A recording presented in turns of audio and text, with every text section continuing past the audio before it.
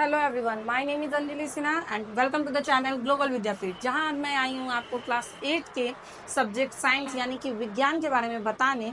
और उस चैप्टर में हम लोग को क्या क्या पढ़ना है क्लास 8 में, उस सारे चीज़ को मैं आज बताऊंगी कि चैप्टर 1 में आपको क्या पढ़ना है, चैप्टर 2 में क्या पढ़ना है। आपको सारे डिटेल इस वीडियो में आज आपको मिलेगी। Let's start to the content of the class 8 का। ये है हमारा कंटेंट साइंस का, जिसमें हम लोगों को चैप्टर, यहाँ पे आपको चैप्टर नंबर पता चल रहे होंगे और यहाँ पे चैप्टर नेम है हमारा कि हमें चैप्टर 1 में आखिर क्या पढ़ना है, चैप्टर 2 में क्या पढ़ना है। ये सारे कंटेंट है कि टोटल चैप्टर्स कितने 8 क्लास में हम लोग को पढ़ना है। तो हम लोग को टोटल कितना चैप्टर पढ़ना है? 18 चैप्टर। ओके, तो सबसे पहला चैप्टर क्या है? क्रॉप प्रोडक्शन एंड मैनेजमेंट, जिसको आज मैं आप लोगों को बताऊंगी कि आखिरकार क्रॉप प्रोडक्शन होता क्या है, कैसे है, उसको मैनेज कैसे किया जाता है। ठीक है, क्योंकि सबसे पहले लिविंग थिंग्स के लाइफ में सबसे पहले इंपॉर्टेंट क्या होता है? फूड। तो फूड कहाँ से आएगा? फसल उगेंगे तभी तो फूड आएगी। तो सबसे पहला चैप्टर क्या है हमारा? क्रॉप प्रोडक्शन एंड मैनेजमेंट, जिसको आज मैं जा रही हूँ आप लोगों को बताने। Okay, let's start.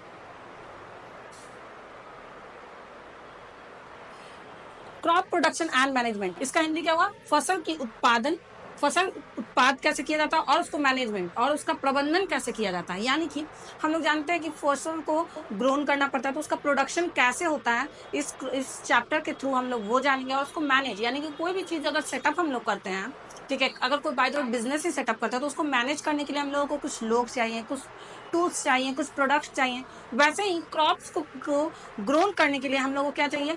मैनेजमेंट होता है, उसका भी अलग, कि कितने नंबर ऑफ पीपल्स की रिक्वायरमेंट होगी, वहाँ पे कितने लोगों की ज़रूरत होगी, कौन कौन से टूल्स की ज़रूरत होगी। ये सारे हम लोग इस चैप्टर में आज पढ़ेंगे। ओके,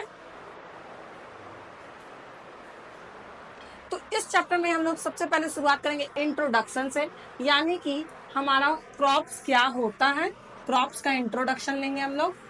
ठीक है, उसी तरह हम लोग फिर क्रॉप्स के बारे में और भी जानकारियां लेंगे और उसके बाद पढ़ेंगे कि टाइप्स ऑफ क्रॉप्स, आखिर क्रॉप्स होते कितने तरह के हैं। फिर कुछ उसमें बेसिक प्रैक्टिस करेंगे, को भी पता रहना चाहिए कि क्रॉप्स को प्रोड्यूस करने के लिए, ग्रोन करने के लिए कौन कौन से ऐसे प्रैक्टिस किया जाए, ऐसा बेसिक प्रैक्टिस किया जाए जिससे हमारा क्रॉप्स क्या हो, अच्छे से ग्रोन हो और अच्छे क्वांटिटी में हम लोग उससे फूड को ले सकें। ओके, तो सबसे पहले कि crops, by the way crops होता क्या है ये हम लोग पहले पढ़ रहे हैं कि व्हाट इज क्रॉप्स। तो हम लोग बाय द वे एक बड़े से क्रॉप्स का एक बता रही हूँ आपको कि क्रॉप्स में एक बड़े से एरिया में, एक लार्ज स्केल एरिया में जब हम लोग एक ही तरह के प्लांट को जब ग्रोन करते हैं, ठीक है, प्रोड्यूस करते हैं, तो उसको हम लोग क्या कहते हैं? क्रॉप कहते हैं। यानी कि जब हम लोग एक ही फील्ड में, एक बड़े से फील्ड में एक ही तरह के प्लांट्स को ग्रोन कर रहे हैं तो उसको क्या कहेंगे? क्रॉप्स कहेंगे। ओके, फॉर एग्जाम्पल अगर एक खेत में हम लोग सिर्फ गेहूं के पेड़ पौधे को रोपे हैं, ठीक है, और जब हम लोग देख रहे हैं तो वहां पे क्या होगा? सिर्फ गेहूं के पेड़ होंगे, तो वो क्या हो गया? वो क्रॉप्स हो गया, वीट का क्रॉप्स हो गया। क्या क्या हो गया? वीट, यानी कि गेहूं का क्या हो गया? वहां पे क्रॉप्स प्रोड्यूस हो रहा था। तो हम लोग इसी को क्या कहते हैं? क्रॉप्स। यानी कि एक ही बड़े जगह पर जब हम लोग एक ही तरह के प्लांट को ग्रोन कर रहे हैं उसको हम लोग क्या कहेंगे? क्रॉप कहेंगे, फसल कहते हैं। अब हम लोग पढ़ेंगे टाइप्स ऑफ क्रॉप्स, यानी कि फसल्स कितने तरह के होते हैं। आखिर क्रॉप्स हैं तो क्रॉप्स के कितने तरीके से हम लोग को, किस सीजन में कौन से क्रॉप्स को हम लोग ग्रोन करेंगे, ये सारे बात तो आज हम लोग जान रहे हैं। तो टाइप्स ऑफ क्रॉप्स, बेसिकली हम लोग के पास कितना क्रॉप्स होता है? दो तरीके के क्रॉप्स होते हैं। पहला है हमारा खरीफ क्रॉप्स और दूसरा है हमारा क्या? रबी क्रॉप्स। अब आप लोग कितना बोलेंगे कि एक और क्रॉप्स का नाम होता है जिसका जेड क्रॉप्स नाम होता है, तो ये भी एक क्रॉप्स है, लेकिन ये बहुत शॉर्ट टाइम के लिए होता है। ठीक है, तो इसके बारे में भी हम लोग कुछ जानकारियां लेंगे, कुछ इंफॉर्मेशन इसके बारे में बताएंगे आपको। तो सबसे पहले क्या है हमारा? खरीफ क्रॉप्स। कि आखिर खरीफ क्रॉप्स होता कब है, ठीक है, होता क्या है और कैसे इसका ग्रोन होता है, कब ये हार्वेस्ट होता है, ये सारी चीज आज मैं बता रही हूँ। कि खरीफ क्रॉप्स जो है ऐसा क्रॉप्स, ऐसा फसल जिसको हम मानसून के सीजन, यानी कि जो बरसात के सीजन होते हैं उसमें हम लोग जब कोई क्रॉप्स को ग्रोन करते हैं, सोन या उसको प्रोड्यूस करने का करते हैं, तो उस क्रॉप्स को हम लोग क्या कहते हैं? खरीफ क्रॉप्स। ठीक है, इसका ग्रोन करने का टाइमिंग क्या होता है? कौन से मंथ में हम लोग इसको ग्रोन कर सकते हैं? जून से अक्टूबर में ये क्या हो जाता है, ये क्रॉप्स को ग्रोन किया जाता है। और हार्वेस्टिंग यानी कि जब क्रॉप बड़े हो जाते हैं, मैच्योर हो जाते हैं, तो हार्वेस्टिंग टाइम इसका क्या होता है,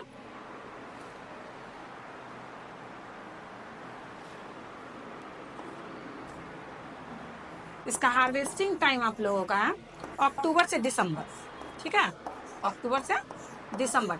यानी कि ये जो खरीफ क्रॉप्स होते हैं उसको हम लोग जून के महीने से स्टार्ट करते हैं क्रॉपिंग को सोन करना लगाने के लिए, और अक्टूबर तक ये क्रॉप क्या हो जाते हैं, अच्छे से बड़े हो जाते हैं। ठीक है, और अक्टूबर से जब वो बड़े हो जाते हैं, जब कोई भी चीज मैच्योर हो गया, जो भी प्लांट, तो उसको हम लोग क्या फिर हार्वेस्टिंग का आता है, यानी कि उसकी कटाई का स्टार्ट हो जाता है। तो खरीफ क्रॉप्स की कटाई कब से स्टार्ट होती है, अक्टूबर से दिसंबर के बीच में ये इसकी कटाई हो जाती है। ओके,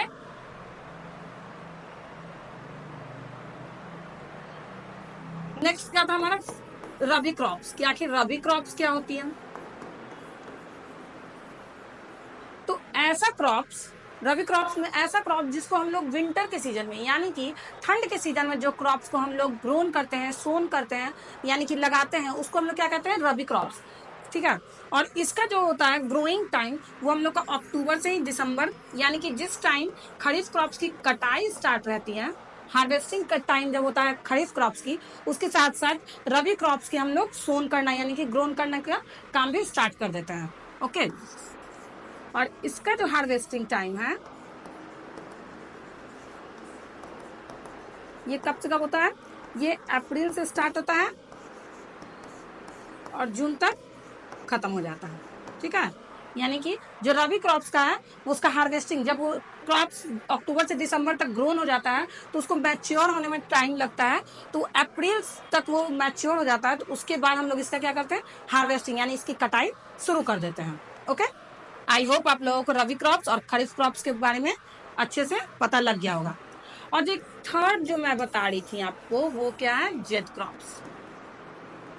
ये क्रॉप्स बहुत ही शॉर्ट टाइम, बहुत शॉर्ट सीजन के लिए यूज होता है। मतलब ये जो क्रॉप्स है वो खरीफ क्रॉप्स और रबी क्रॉप्स के जो बीच वाले सीजन जो बचे रहते हैं कुछ महीने, उसमें ये क्रॉप्स को हम लोग क्या करते हैं, ग्रोन करते हैं, सोन करते हैं।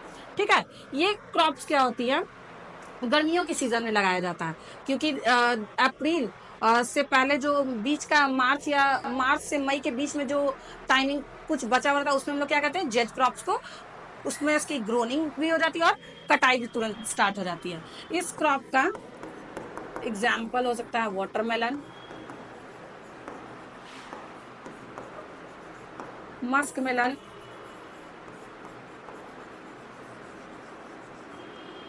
टोमेटोज, क्यूकम्बर, ये सब क्या है, ऐसे क्रॉप जो कि हम लोग गर्मियों में ज्यादा यूज करते हैं, उस क्रॉप्स को हम लोग क्या करें, जेड क्रॉप्स, और वही उसका क्या हो गया, एग्जाम्पल हो जाता है। Okay, I hope types of crops आप लोगों का क्लियर हुआ होगा।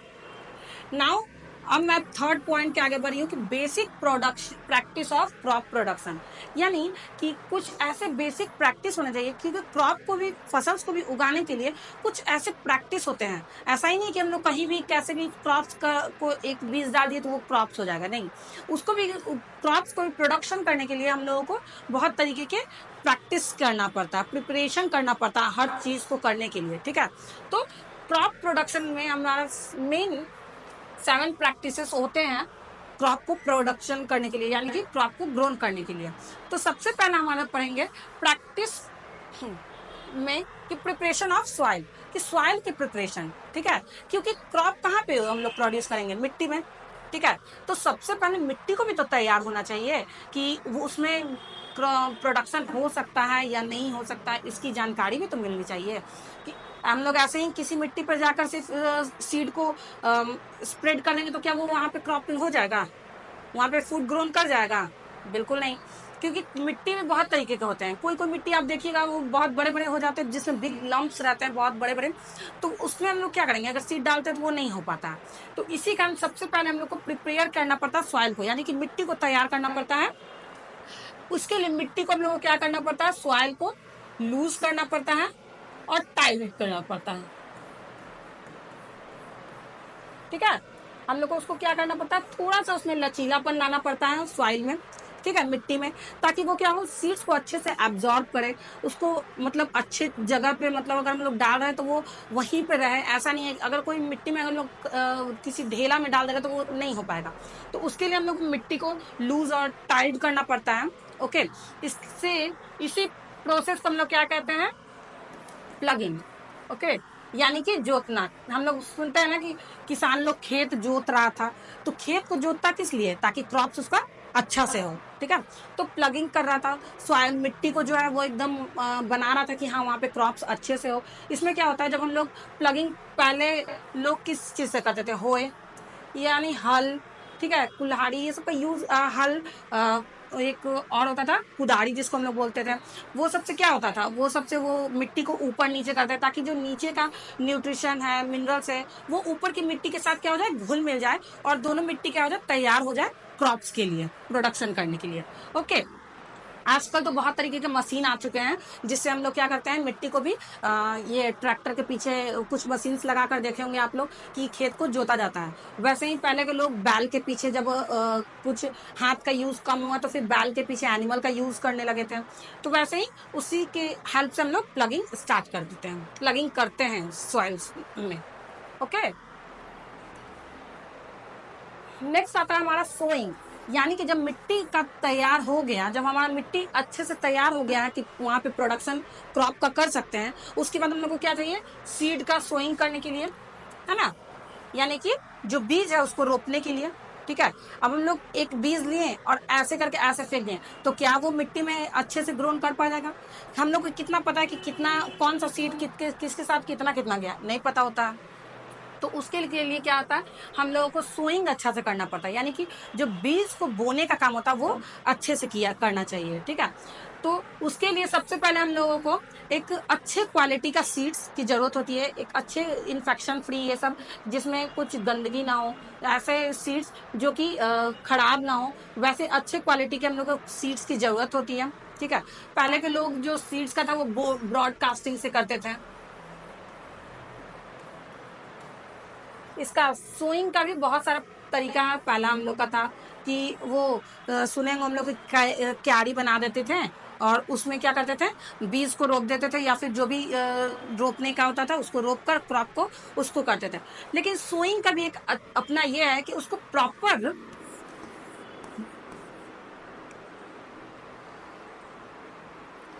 सोइंग को क्या चाहिए,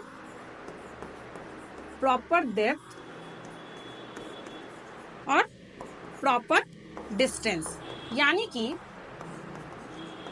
जो सीड है हमारा, जो बीज है, उसको क्या चाहिए, एक अच्छे से गहराई में उसको रोपना होगा, सोइंग करना होगा, और एक अच्छे डिस्टेंस पे। यानी कि ऐसा नहीं कि एक यहाँ पर रोप दिए किसी के बगल में, उससे क्या होगा, ना ये प्लांट अच्छे से ग्रोन कर पाएगा और ना ये प्लांट अच्छे से ग्रोन कर पाएगा। इसी कारण सोइंग के टाइम उनको एक अच्छे से डेप्थ और डिस्टेंस की जरूरत होती है। ठीक है, लेकिन पहले के लोग जब ब्रॉडकास्टिंग में करते थे तो उसमें उनको मैनुअली था, तो वो क्या होता था, वो नहीं उतना प्रॉपर डेप्थ, किसी में अच्छे से होता था, किसी में डिस्टेंस की कमी होती थी, किसी में डेप्थ की कमी होती थी। ठीक है, फिर हाँ, अभी के न्यू जमाने में हम लोग क्या यूज कर रहे हैं, जो मॉडर्न है, सीड ड्रिल मशीन, है ना। ये मशीन क्या करता है, ये मशीन एक प्रॉपर डेप्थ पे और एक प्रॉपर डिस्टेंस पे ही सीड को क्या करता है, सो करता है, जिससे जो सीड्स हैं वो अपने अच्छे से डिस्टेंस, जगह, स्पेस ले लेता है और अच्छे से ग्रोन करता है वो सीड्स, ताकि वो दूसरा सीड भी अच्छे से ग्रोन कर पाए और पहला सीड भी अच्छे से ग्रोन कर पाए। इसी कारण अभी का मेथड क्या हो जाता है, सीड ड्रिल मेथड। ठीक है, थर्ड आता है मैन्योर एंड फर्टिलाइजर। ओके, जब हमारा मिट्टी अच्छे से तैयार हो चुका है, सोइंग का हम लोग बीज भी रोप दिए हैं, फिर कुछ मिट्टी ऐसे होते हैं जिसमें न्यूट्रिशन की कमी होती है। ठीक है, तो उसमें हम लोग क्या यूज करते हैं, मैन्योर और फर्टिलाइजर्स का यूज करते हैं। मैन्योर क्या होता है, मैन्योर एक ऑर्गेनिक चीज होता है।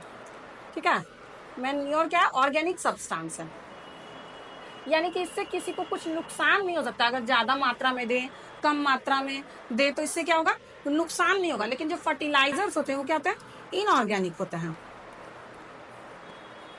इनऑर्गेनिक कहने का मतलब कि इसमें इसको अगर हम लोग ज्यादा मात्रा में दे देते हैं तो क्या हो जाएगा, फसल अच्छी भी नहीं हो सकती है। मतलब इसको आपको प्रॉपर अमाउंट में देना पड़ेगा फर्टिलाइजर्स को।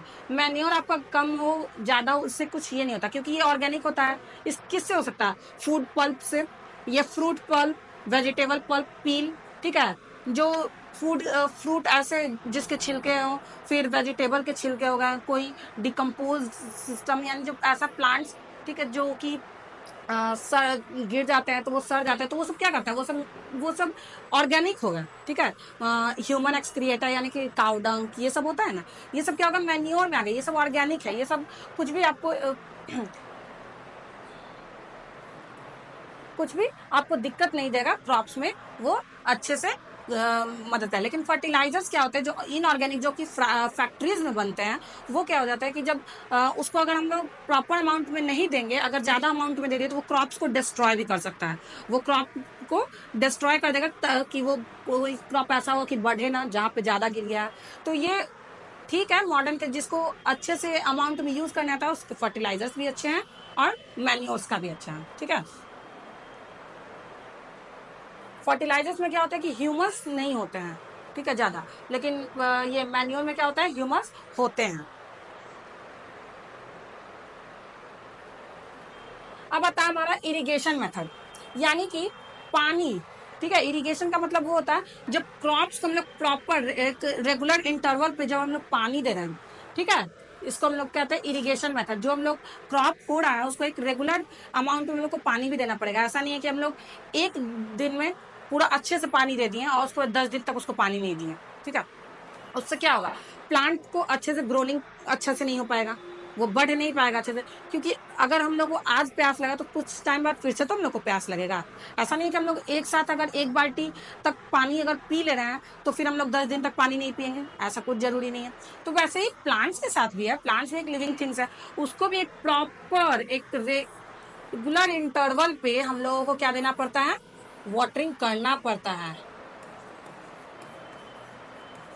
एक रेगुलर इंटरवल पे क्या होना चाहिए, हम लोगों को पानी देना चाहिए, तब वो जाकर क्या होगा, क्रॉप अच्छे से ग्रोन करेगा। तो उसी मेथड को हम लोग क्या कहते हैं, इरिगेशन। जो पानी हम लोग दे रहे हैं प्लांट्स को, उसको उसी मेथड को क्या कहते हैं हम लोग, इरिगेशन। पहले के लोग क्या यूज करते थे, वेल से, लेक से, पॉन्ड से, इन सब चीज से क्या करते थे वो लोग, इरिगेशन करते थे, जिससे कि पानी का जो है वो मतलब वो प्रॉपर अमाउंट में तो जाता है, ठीक है। लेकिन क्या होता है उसमें पानी की वेस्टेज ज्यादा होती है। अगर हम लोग वेल से लाएं या लेक से लाएं, कुछ मोटर से देना, उससे क्या हो रहा है, पानी का वेस्टेज बहुत ज्यादा होता था। अभी के हम लोग जान रहे हैं कि वाटर क्या है, वाटर को कंजर्व करना चाहिए, बचाना चाहिए, ठीक है। तो अब ये ओल्ड था, ये पहले के तरीके थे। अब क्या है, इरिगेशन का एक न्यू मेथड आता है, या तो स्प्रिंकलर कितने लोग यूज कर रहे हैं, नहीं तो सबसे अच्छा मेथड क्या है, ड्रिप इरिगेशन,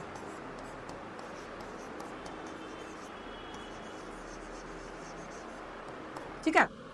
स्प्रिंकलर क्या है कि एक जगह मशीन लगा दिए, और स्प्रिंकल का मतलब क्या होता है, फुहारे से, ठीक है। तो पानी क्या हो रहा है, फुहारे से सारे क्रॉप्स में जा रहे हैं। तो स्प्रिंकलर उसके लिए, उससे भी पानी की कुछ कुछ तो बचाव हो जाती थी। जैसे मोटर में अचानक जाता था वैसे पानी नहीं जा रही है। उससे क्या होता था कि जब मोटर से देखोगे तो क्या होगा, मिट्टी की भी सॉइल इरोजन भी थोड़ा थोड़ा स्टार्ट हो जाता है, मिट्टी की क्या होते जाती, कटाते जाता है।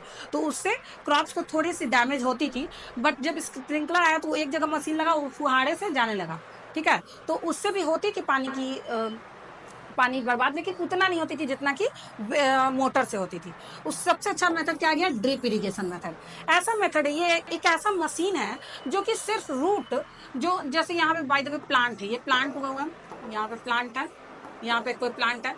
ये मेथड ऐसे होता है कि ये ऐसा ऐसा लगा हुआ रहता है, यहाँ पे होल रहता है, और ये जो रूट है बस उसी पे ड्रॉप बाय ड्रॉप क्या होता है, पानी को देता है, ताकि वो रूट क्या करे, पानी को एब्जॉर्ब करते रहे। और जब वो हो जाता है तो इससे क्या होता है, पानी की बहुत ज्यादा बचाव हो जाती है ना, कि जहां पे जितना अमाउंट में यूज हो रहा है देना है उतना ही पानी जा रहा है, बस ड्रॉप बाय ड्रॉप, ना ही मिट्टी कटते जा रही है ना ही कुछ, वो अच्छे से सारे जगह सारे रूट में क्या होते जा रहा है, पानी को अच्छे से दे रहा है। सिर्फ रूट के अंदर वो क्या होते जा रहा है, पानी जाते जाता है। ओके, ये था हमारा इरिगेशन मेथड, ठीक है।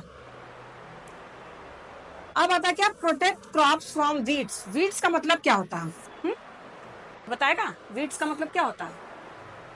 वीड्स का मतलब क्या होता है, वो अनवांटेड प्लांट, क्रॉप के अलावा जो एक प्लांट होता है, हम लोग सुने होंगे,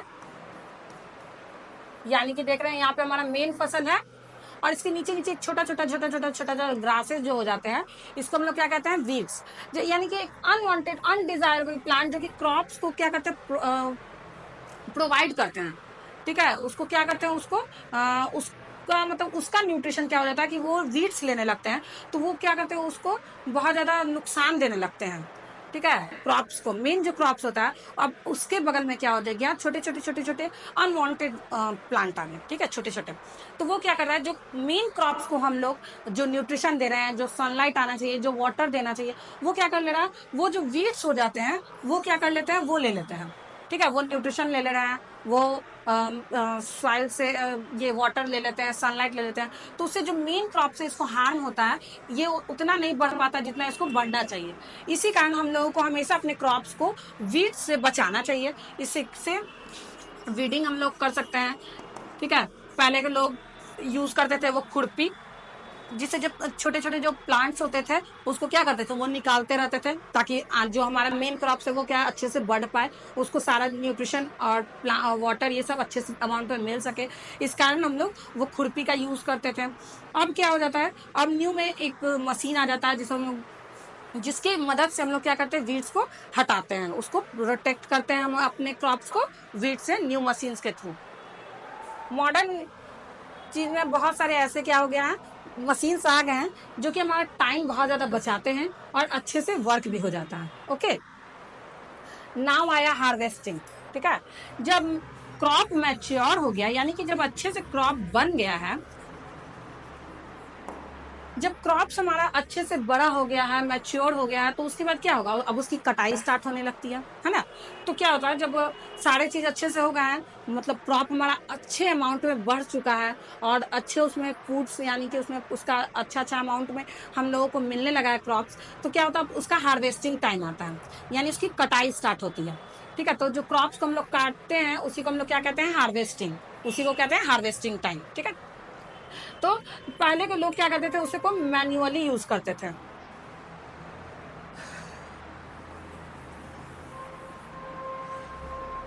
पहले को लोग क्या करते थे, उसको मैन्युअली यूज करते थे, मैन्युअली क्रॉप्स को काटते थे सिकल के यूज से, ठीक है। और भी बहुत तरह के टूल्स थे, तो उसमें क्या होता था, बहुत ज्यादा टाइम लगता था, यानी कि उसमें टाइम टेकन था, उसमें लोगों की जरूरत भी ज्यादा पड़ती थी, क्योंकि एक इंसान से अगर बहुत बड़े एरिया में अगर हम लोग कोई प्लांट ग्रो किए हैं, क्रॉप्स को लगाए हैं, तो उसको कटने के लिए एक आदमी तो काफी नहीं, अगर एक आदमी कर रहा तो उसमें बहुत ज्यादा समय जाएगा, है कि नहीं।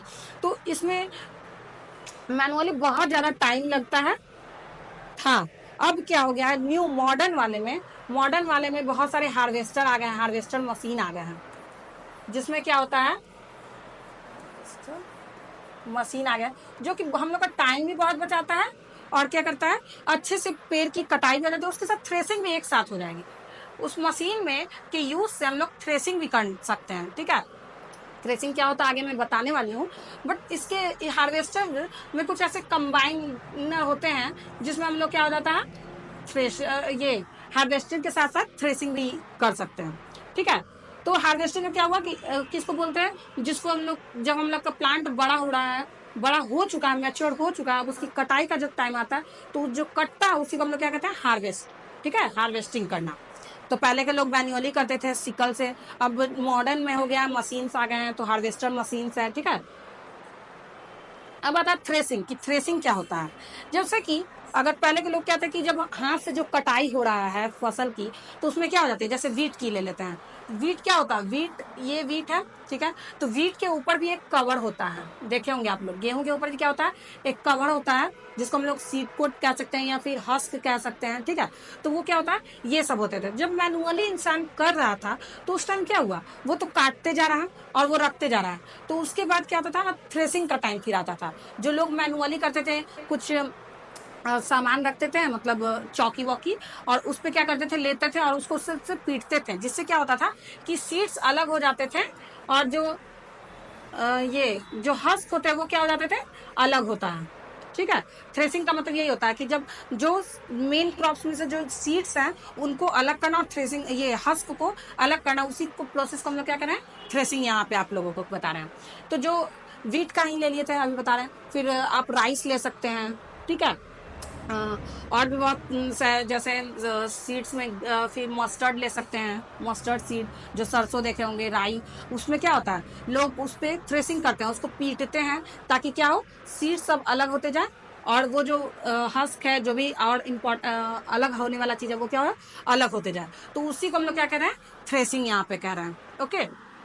पहले के लोग भी क्या करते थे, वही मैनुअली करते थे, लेकिन फिर क्या आ गया, थ्रेसिंग मशीन आ गया, थ्रेसर्स ऐसा आप लोग सुने होंगे। तो उसमें हार्वेस्टर में भी कितना वो चीज लगा हुआ रहता था, लगा हुआ होता है। पहले के जमाने में नहीं था, लेकिन अब क्या होता था, तो फिर वो मशीन में जैसे ही जाता है वो तुरंत भर में, मतलब जब पूरा एक साथ जो क्रॉप्स होता है वो पूरा क्या हो जाता है, अलग करने में ज्यादा टाइम भी नहीं लगता है। मैनुअली कोई भी चीज करने में क्या लगता है, टाइम लगता है, लेकिन मशीन में क्या होता है, जल्दी से टाइम जो होता है वो कम लगता है और वो चीज जल्दी जल्दी हो जाता है। ठीक है, ये हमारा था थ्रेसिंग।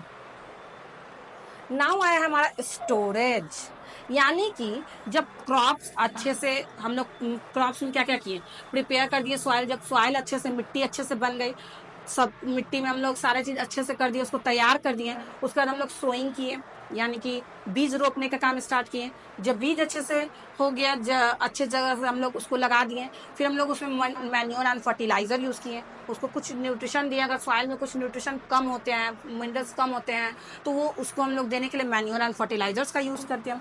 फिर हम लोग क्या किए, इरिगेशन मेथड दिए, यानी कि पानी दिए उसको प्रॉपर अमाउंट पे, एक अच्छे अमाउंट पे उसको पानी देकर क्या किए, क्रॉप्स को बढ़ने में उसमें मदद हुआ। फिर क्या किया उसमें, जो प्रोटेक्ट किए क्रॉप्स को, क्या किए, जो वीड्स थे, जो अनवांटेड प्लांट्स थे, उससे हम लोग उसको बचाने के लिए उसका यूज ये टूल्स से या फिर मैनुअली जो इंसान खुरपी वही टूल्स से ही क्या किया, उसको हम लोग उसको प्रोटेक्ट किए। फिर जब क्रॉप मैच्योर हो गया, बड़ा हो गया, उसको हम लोग कटाई स्टार्ट कर दिए।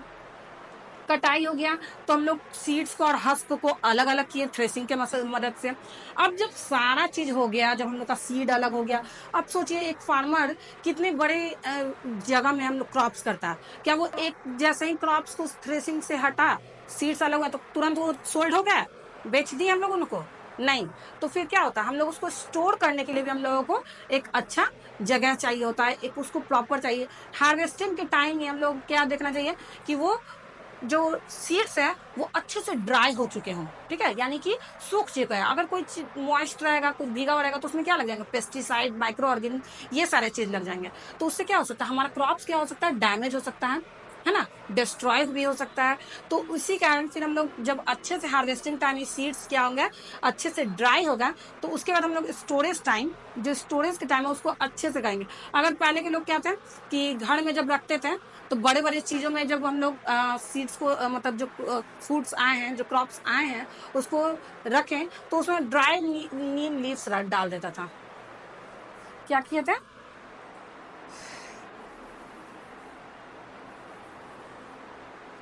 ड्राई लीव्स डालते थे, नीम लीव्स, यानी जो सूखे नीम के पत्ते होते हैं ना, उससे उससे क्या होता था कि जो बैक्टीरिया लगता है वो क्या होता है, नहीं लगता है। ठीक है, जो बैक्टीरिया होते हैं, माइक्रो ऑर्गेनिज्म होते हैं, वो ड्राई लीव्स की मदद से नहीं लगते हैं, उसमें ज्यादा मतलब दिन तक हम लोग स्टोर कर सकते हैं। लेकिन वो तो एक नॉर्मल हो गया ना कि फार्मर के घर पे रख सकते हैं। अगर जो बड़े पैमाने पे है उसको रखने के लिए तो कुछ मशीन्स की भी यूज करनी पड़ेगी। कितना नीम के पत्ते उसमें डालते रहेंगे, कितना दिन तक वो स्टोर रहेगा। तो अब मॉडर्न में क्या होता है, कुछ ऐसे मशीन्स आते हैं जिसमें क्या होते हैं, उसमें मेडिसिन टाइप का रहता है डाला हुआ, जिसमें हम लोग स्टोर कोई भी फूड्स को, कोई भी फूड प्रोडक्ट्स को ज्यादा दिन तक क्या कर सकते हैं, उसको स्टोर कर सकते हैं। ठीक है, उसमें माइक्रो ऑर्गेनिज्म से उसको बचा सकते हैं, उसमें कुछ भी पेस्ट ना लगे, ये सारी चीजों से बचा सकें, तो हम लोग उस मशीन का यूज करते हैं। ये था हमारा क्रॉप्स प्रोडक्शन एंड मैनेजमेंट का फुल डिटेल। ठीक है,